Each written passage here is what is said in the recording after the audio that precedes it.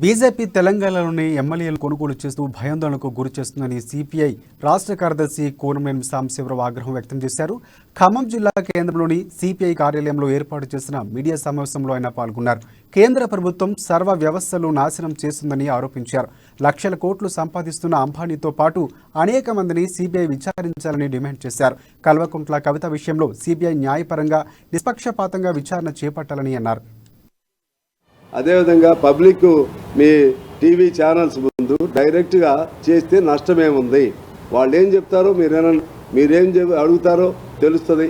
ఈ రెండింటిని సింక్రనైజ్ చేస్తే దానిలో యథాతథంగా మీరు అడిగినవి అందులో వస్తాయి, వాళ్ళు చెప్పినవి అందులో వస్తాయి, అందులో న్యాయం ఎంతో అన్యాయం ఎంతో తెలుస్తుంది.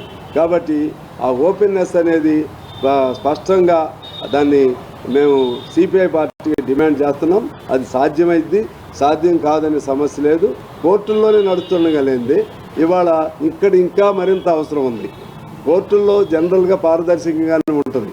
అవన్నీ కూడా జడ్జికి వాళ్ళకి మధ్య జరిగేవి కూడా ఆటోమేటిక్గా రికార్డ్ అవుతూ ఉంటుంది, ముద్దాయిలను జడ్జిలు అడిగేవి ఇవన్నీ. కానీ ఇక్కడ మాత్రం ప్రారంభం అయిందని చెప్పి ఆ రెండు రాష్ట్రాల్లో అంటే ఢిల్లీ కార్పొరేషను, హిమాచల్ ప్రదేశ్లో మీరు ఓడిపోవడంతో అర్థమవుతుంది. అందువలన ఇవాళ బీజేపీ మరిన్ని దాడులు, ప్రతిపక్షాలు పాలన చేస్తున్నటువంటి రాష్ట్రాలపైన మరిన్ని దాడులు చేసే ప్రమాదం కనపడతా ఉంది. నిన్న ఢిల్లీ సంబంధించిన ముఖ్యమంత్రి